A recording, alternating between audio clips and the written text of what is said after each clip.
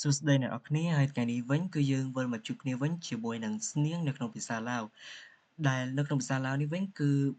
មានរហូតដល់6សំឡេងមានវណ្ណយុត្តិ4និង6សំឡេងភាសាឡាវហៅថាសៀងភាសាឡាវខាងហុក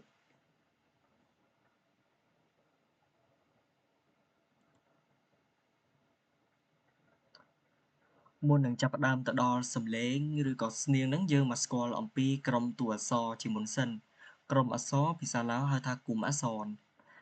ដែលក្រុមឬក៏ថ្នាក់នេះគឺបែងចែករហូតដល់3ដែលមានដូចជាថ្នាក់កណ្ដាលខ្ពស់និងទាប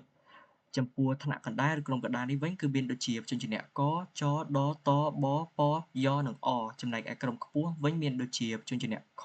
សថផហ្វហរួមបញ្ចូលនៅព្យញ្ជនៈផ្សំដែលមានតួអក្សរហជាអ្នកនាំមុខមានដូចជាងញនមលលវនិងក្រុមទាបវិញគឺមានដូចជាខងសញថនផហ្វមលលវហ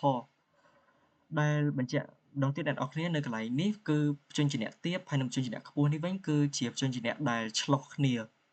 ដូចជាខសំឡេងខ្ពស់និងខសំឡេងទាបហើយចូលទៅកាន់បន្ទាប់ទៀតគឺព្យញ្ជនៈបើកនិងអធ្យាស្រ័យគឺព្យាង្គបើកហើយនិងព្យាង្គបិទដែលព្យាង្គបើកភាសាឡាវហៅថាខំពេនចំណែកឯព្យាង្គបិទគឺភាសាឡាវហៅថាខំតាយចំពោះព្យាង្គបិទនេះវិញក៏បែងចែកជាពីរប្រភេទដែរព្យាង្គបិទជាមួយនឹងស្រៈសំឡេងវែងហើយនិងព្យាង្គបិទជាមួយនឹងស្រៈសំឡេងខ្លីចូលមកកាន់ចំណុចទី1គឺមានដូចជាស្រៈសំឡេងវែងដែលមិនមានការបញ្ចប់ដោយព្យញ្ជនៈនៅខាងចុងឬក៏មានលក្ខណៈមិនប្រើតួប្រកបនៅខាងចុងចាត់ទុកថាជាព្យាង្គបើកចំណែកឯស្រៈសំឡេងវែងឬក៏ស្រៈសំឡេងខ្លីដែលផ្សំជាមួយនឹងព្យញ្ជនៈប្រភេទព្យញ្ជនៈនាសិកមានដូចជាងនមញវឬក៏ភាសាខ្មែរហៅថាខ្យល់ប្រកបដែលមានសំឡេងខ្យល់ងខ្យល់នខ្យល់មខ្យល់យនិងខ្យល់វនៅខាងចុងចាត់ទុកថាជាព្យាង្គបើករួមបញ្ចូលទាំងស្រៈមួយចំនួនមានដូចជាស្រៈអាំស្រៈអៃស្រៈអៃស្រៈអៅនិងស្រៈអយដែលស្រៈអាំគឺជាស្រៈដែលបង្កប់ទៅដោយសំឡេងខ្យល់ប្រកបមចំណែកឯស្រៈអៃស្រៈអៃស្រៈអយគឺជាស្រៈដែលបង្កប់ទៅដោយខ្យល់សំឡេងយនៅខាងចុងចំណែកឯស្រៈអៅវិញគឺបង្កប់ទៅដោយសំឡេងវនៅខាងចុងចូលមកកាន់ចំណុចទី2គឺស្រៈសំឡេងខ្លីស្រៈសំឡេងខ្លីដែលមិនមានព្យញ្ជនៈបិទនៅខាងចុងមានដូចជាស្រៈអាក់ស្រៈអ៊ីស្រៈអ៊ឺស្រៈអ៊ុស្រៈអេស្រៈអែស្រៈអ៊ុស្រៈអឺស្រៈអក់ស្រៈអឿស្រៈអៀកនិងស្រៈអួកជាដើមហើយចំពោះបើសិនជាវាបន្ថែមនៅព្យញ្ជនៈខាងចុងដែលមិនមែនជាប្រភេទព្យញ្ជនៈនាសិកប៉ុន្តែជាព្យញ្ជនៈទាំង3តួនេះដូចជាព្យញ្ជនៈកព្យញ្ជនៈដនិងព្យញ្ជនៈបចាត់ទុកថាជាព្យាង្គបិទហើយចំពោះចំណុចទី3នេះវិញគឺជាព្យាង្គបិទដែរតែនេះគឺជាសំឡេងស្រៈវែងស្រៈដែលមានសំឡេងវែងដែលបញ្ចប់ទៅដល់ព្យញ្ជនៈ3តួដដែលដែលមានដូចជាកដនិងបចូលមកកាន់ស្នៀងដែលមានទាំងរូបវណ្ណយុត្តហើយនិងសំឡេងគឺមានរូបវណ្ណយុត្តមានចំនួន4ចំណែកឯសំឡេងវិញគឺមានរហូតដល់ចំនួន6នៅផ្នែកខាងលើគឺជារូបវណ្ណយុត្តចំណែកឯគំនូសតាំងសញ្ញាព្រួញគឺជាសំឡេងឥឡូវយើងចូលមកកាន់លម្អិតជាងមុនទាក់ទងទៅនឹងវណ្ណយុត្តស្នៀងនេះគឺជាឈ្មោះរបស់វណ្ណយុត្តស្នៀងនីមួយៗវណ្ណយុត្តស្នៀងភាសាឡាវហៅថាវណ្ណយុត្តសៀងចំពោះបើសិនជាវាអត់មានរូបរាងភាសាឡាវគេហៅថាបមីហ៊ូបបមីហ៊ូបនឹងប្រែថាមិនមានរូបឬក៏គ្មានរូបបន្ទាប់ទៀតគឺជាសញ្ញាម៉ៃអែកមានន័យថាឈើឯកពណ៌បៃតងនេះគឺម៉ៃថូឈើតូពណ៌ទឹកក្រូចគឺម៉ៃទីឈើត្រីហើយនឹងពណ៌ក្រហមនេះវិញដែលមានសញ្ញាដូចសញ្ញាកាក់កបាតនៅក្នុងភាសាខ្មែរហ្នឹងគឺគេហៅថាម៉ៃចត្វាមានន័យថាឈើចត្វាចូលមកកាន់គំនូសតាំងឬក៏រូបតាំងសំឡេងហើយនិងរបៀបបញ្ចេញសំឡេងភាសាឡាវហៅថាហ៊ូបតាំងសៀងและរបៀបអอกเสียง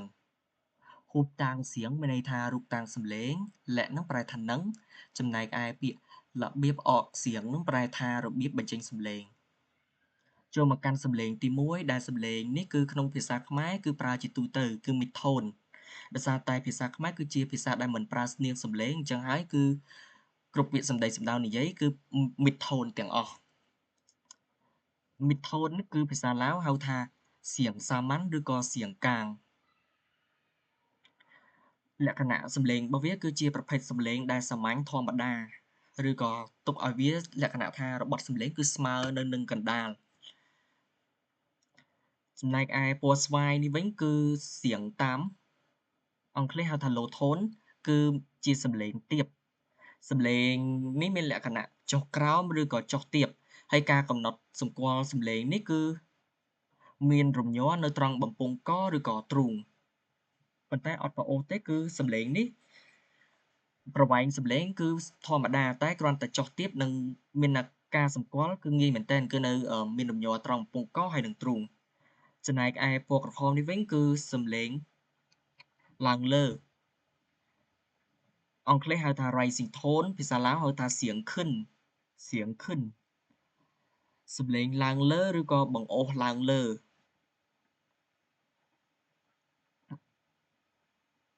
ចំណែកឯពណ៌ទឹកក្រូចនេះវិញគឺសៀងស៊ូឬ high tone សំឡេងឡើងខ្ពស់ឬក៏បង្អុរឡើងលើស្រាលវាមានលក្ខណៈរាងខុសគ្នាអំពីសៀងខិនសៀងស៊ូនេះគឺឡើងទៅលើស្រាលចំណែកឯសៀងខិននេះវាលក្ខណៈជាបង្អុរ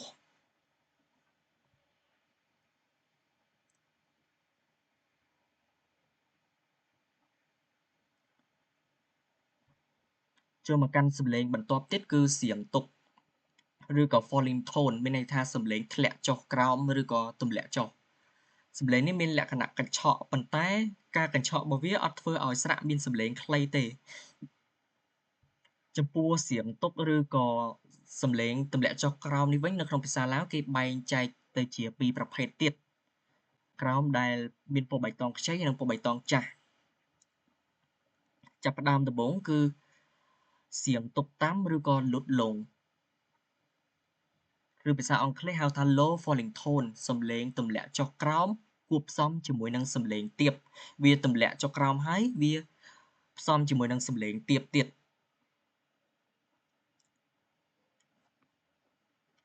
ហើយចំណែកឯសៀងទុកខិនឬក៏ high falling tone វិញវាសំឡេងវាទម្លាក់ចុះក្រោមហើយវាលក្ខណៈកញ្ឆក់ចុះក្រោមហើយបន្តមកទៀតគឺវាឡើងខ្ពស់បន្តិច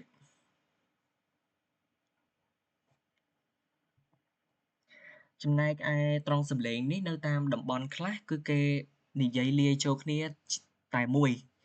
គេអត់មានlow falling tone ឬក៏ high falling tone ទេគេនិយាយតែមួយចូលគ្នាជា falling tone នៅតាមតំបន់ខ្លះហើយចំពោះការប្រើប្រាស់ប្រចាំថ្ងៃវិញគឺសំឡេង low falling tone ហើយនិង high falling tone នេះគឺស្តៀងគ្នាមែនទែនដែលពេលខ្លះគឺវាលាយបញ្ចូលគ្នារហូតទៅដល់ក្លាយជា falling tone តែមួយក៏មាន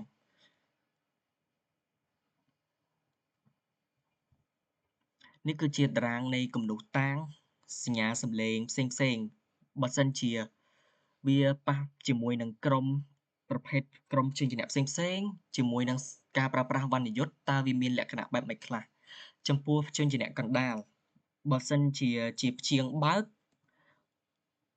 គឺវាមានសំឡេងចុះទាប low tone ហើយសូមបញ្ជាក់អ្នកនរគ្នាម្ដងទៀតចំពោះកន្លែងប្រអប់ពណ៌ខៀវជួរឈរដែលមានប្រអប់ពណ៌ខៀវនេះគឺជាកន្លែងដែលមិនទាន់មានការប្រើប្រាស់ឬក៏អត់មានរូបសញ្ញាវណ្ណយុត្តចំណែកឯពណ៌ក្រហមនេះវិញគឺជាកន្លែងដែលមានការប្រើប្រាស់រូបសញ្ញាវណ្ណយុត្តម្ដងទៀតគឺព្យញ្ជនៈដែលស្ថិតនៅក្នុងថ្នាក់កណ្ដាលជាព្យាង្គបើកគឺវានឹងអានទៅជា low tone បញ្ចេញសំឡេងជា low tone បើសិនជាវាជាព្យាង្គបិទស្រៈខ្លីបញ្ចេញសំឡេងទៅជា high tone បើសិនជាវាជាព្យាង្គបិទនិងស្រៈវែងវិញគឺវានឹងបញ្ចេញសំឡេងជា low falling tone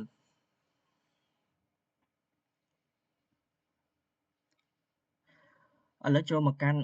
ថ្នាក់ទាបសិនមុននឹងយើងចូលទៅកាន់កន្លែងដែលប្រើប្រាស់វណ្ណយុត្តថ្នាក់ទាបវិញគឺបើសិនជាព្យាង្គបើកគឺវានឹង high tone ចំណែកឯប៉ះជាមួយនឹងព្យាង្គបិទស្រៈខ្លីវានឹងទៅជា mid tone ហើយព្យាង្គបិទស្រៈវែងវានឹងទៅជា high falling tone ចំណែកឯថ្នាក់ខ្ពស់វិញបើសិនជាកាលណាអត់មានវណ្ណយុត្តទេហើយជាព្យាង្គបើកវានឹងបញ្ចេញសំឡេងបង្អុរដែលយើងហៅថា rising tone បើព្យាង្គបិទខ្លីវានឹងប្ដូរទៅជា high tone បើព្យាង្គបិទវែងវានឹងប្ដូរទៅជា low falling tone ចូលមកកាន់វគ្គនៃការប្រើប្រាស់សញ្ញាវណ្ណយុត្តវិញ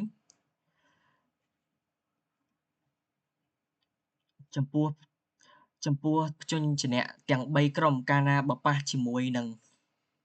សញ្ញា major មិនថាជាព្យាង្គបើកព្យាង្គបិទ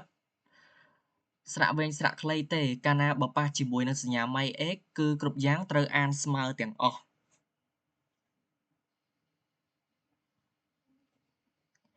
ហើយចំណែកឯបើប៉ះជាមួយនឹងសញ្ញា minor គឺព្យញ្ជនៈថ្នាក់កណ្ដាលនិងព្យញ្ជនៈថ្នាក់ទាបគឺនឹងអានទៅជា high falling tone មិនថាជាព្យាង្គបិទខ្លីព្យាង្គបើកឬក៏ព្យាង្គបិទវែងទេប៉ុន្តែខុសតែថ្នាក់ខ្ពស់គឺនឹងប្ដូរទៅជា low falling tone មិនថាថ្នាក់ខ្ពស់នោះស្ថិតនៅក្នុងថ្នាក់បើកបិទខ្លីព្យាង្គបិទខ្លីឬក៏ព្យាង្គបិទវែងចំពោះឯសញ្ញាម៉ៃទីហើយនិងម៉ៃចតវ៉ានេះវិញគឺក្នុងភាសាឡាវគឺគេមិនសូវប្រើទេឬក៏សឹងតែអត់តែម្ដងគឺកម្រនឹងប្រើអញ្ចឹងហើយគឺផ្ទាំងនេះគឺខ្ញុំដាក់ពណ៌រាងពងមាន់ស្នុកអ្នកនរគ្នាឆ្នាំចំពោះម៉ៃទីនេះវិញគឺវានឹងប្ដូរសំឡេងទៅជា high tone ទាំងអស់ហើយចំណែកឯម៉ៃចតវ៉ានេះតាមពិតទៅជាទូទៅគេមិនប្រើជាមួយនឹងព្យញ្ជនៈថ្នាក់ទាបហើយនិងថ្នាក់ខ្ពស់ទេវាប្រើតែចំពោះព្យញ្ជនៈថ្នាក់កណ្ដាលដែលធ្វើឲ្យព្យញ្ជនៈថ្នាក់កណ្ដាលនេះមានសំឡេងបង្អុរដែរហើយយើងចូលមកកាន់ឧទាហរណ៍នេះទាំងអស់គ្នាអ្នកនរគ្នាឧទាហរណ៍ដែលមានតួព្យញ្ជនៈនិងស្រៈដែលឲ្យអ្នកនរគ្នាអាចមើលងាយនឹងយល់បានដូចជាចាប់ផ្ដើមពីជួរទី1ទៅជួរទី1 low tone នេះគឺយើងអានថាកាដែលមានលំញ័រនៅកឬក៏ទ្រូងចំណែកឯទី2គឺ high tone នេះវិញគឺយើងអានថាកគឺមានថាសំឡេងគឺឡើងទៅខ្ពស់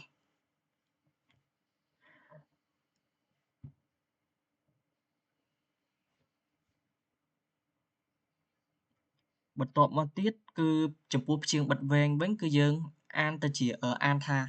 អក្សរនេះវិញគឺយើងអានថាកាតមានន័យថាវាកញ្ឆក់ហើយវារៀងចុះបន្តិចចុះទៅទាបបន្តិច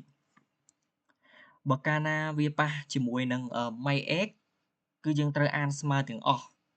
ទាំងព្យាង្គបិទបើកហ្នឹងគឺយើងអានស្មើទាំងអស់ទៅជាកាតបើប៉ះជាមួយ Mitro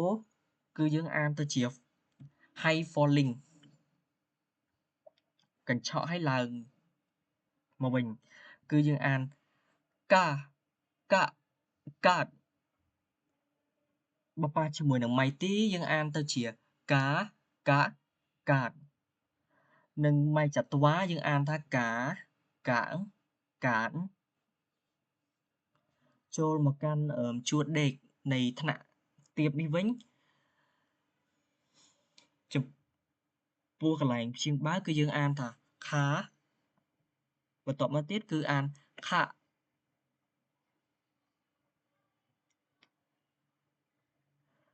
ខាតខ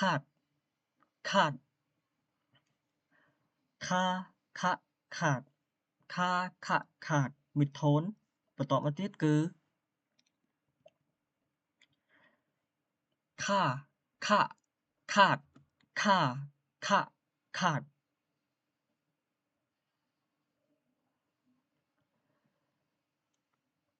ចូលមកកាន់វណ្ណយុត្ត Mighty គឺខាងខាន ហើយចំពោះម៉ៃចាត់វ៉ានេះវិញចំពោះព្យញ្ជនៈដែលទាបហ្នឹងគឺគេមិនប្រើសញ្ញាម៉ៃចាត់វ៉ាទេគឺគេប្រើព្យញ្ជនៈថ្នាក់ខ្ពស់តែម្ដងដោយសារតែវាមានសំឡេងដូចគ្នាហើយការប្រើប្រាស់វាទៅលើសំឡេងទាបនេះវិញដើម្បីបង្វែរសំឡេងឲ្យវាខ្ពស់គឺវាមិនផ្លូវការទេដូច្នេះហើយមិនមានការប្រើប្រាស់នៅលើថ្នាក់ទាបទេអញ្ចឹងយើងចូលទៅកាន់ព្យញ្ជនៈថ្នាក់ខ្ពស់វិញចំពោះព្យាង្គបើកគឺយើងអានថាខាខាព្យាង្គបិទស្រៈខ្លីខាងខាងខាងព្យាង្គបិទស្រៈវែងខាតខាតខាតការប្រើប្រាស់ម៉ៃអេកខាខាខាតខាខខាតការប្រើប្រាស់ម៉ៃធោខាខខាតខាខខាត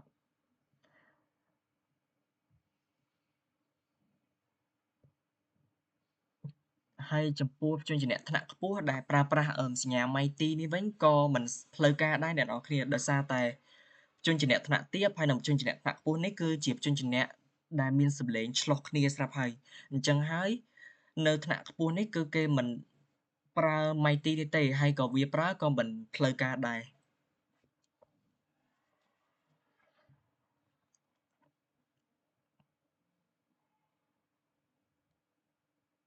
ហើយនេះគឺជាតារាងផ្សេងៗដែលតាក់ទងទៅនឹងសំឡេងមិញណាអ្នកនរគ្នាបើសិនជាអ្នកនរគ្នាចង់មើលពេញបន្តទៀតអ្នកនរគ្នាអាចចូលទៅកាន់link មួយនេះតាក់ទងទៅនឹង reference នៃ link នេះខ្ញុំដាក់នៅខាងក្រោមនេះខាងក្រោមនៃតារាងដែលគេបញ្ជាក់ពីព្យញ្ជនៈថ្នាក់ព្យញ្ជនៈព្យាង្គបើកព្យាង្គបិទស្រៈវែងនិងព្យាង្គបិទស្រៈខ្លីជាមួយនឹងសញ្ញាម៉ៃ x ហើយនិងសញ្ញាម៉ៃធោ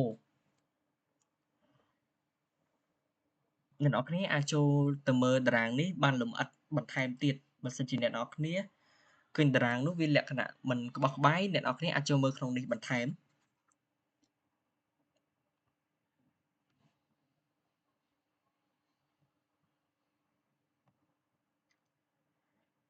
ហើយនេះគឺជាការប្រៀបធៀបទេអ្នកនរគ្នាគ្រាន់តែជាការប្រៀបធៀបសំឡេងតែយ៉ាងណាមិញក៏ការប្រៀបធៀបសំឡេងទាំង3ភាសានេះគឺវាមិនត្រឹមត្រូវ100%ទេប៉ុន្តែអាច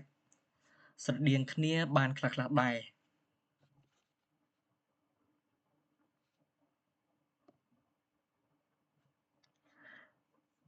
ចំពោះនៅជួរទី3នេះវិញគឺនៅក្នុងត្រង់ភាសាគុកងឺគឺមានលក្ខណៈឡើងលើបន្តិចចុះហើយនិងឡើងបន្តិចប៉ុន្តែនៅក្នុងភាសាឡាវគឺលក្ខណៈ low គឺ low tone ហើយអត់មានឡើងបន្តិចទេប៉ុន្តែចំណែកឯក្នុងភាសាគុកងឺគឺចុះមក low ហើយឡើងមក high វិញបន្តិចចំណែកឯសំឡេងទី5